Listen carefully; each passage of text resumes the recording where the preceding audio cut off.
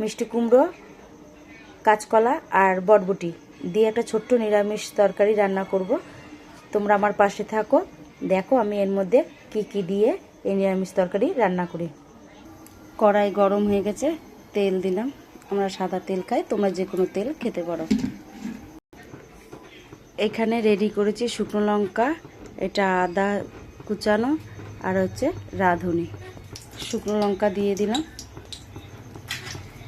এটা নাড়াচাড়া করে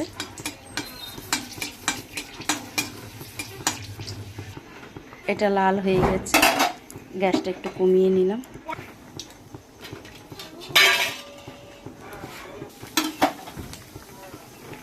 এখানে সবজি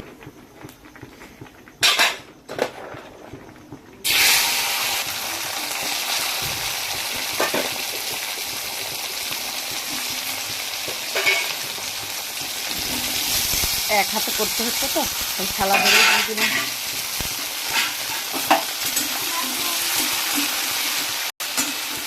একটু ভাজা ভাজা করে নেব।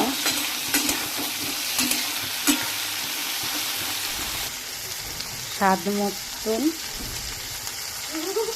হলুদ, তোমার যতটুকু হলুদ লাগবে তুমি ততটুকু হলুদ দেবে।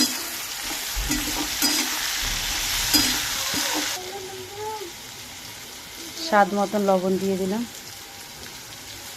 তোমরা তরকারি অনুযায়ী লবণ দেবে।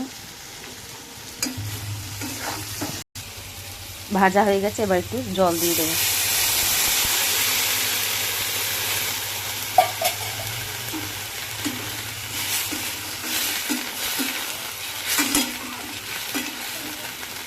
এবার কিছুক্ষণ এটা সিদ্ধ হোক। রান্না নামানোর আগে একটুখানি মিষ্টি দিয়ে দিলাম।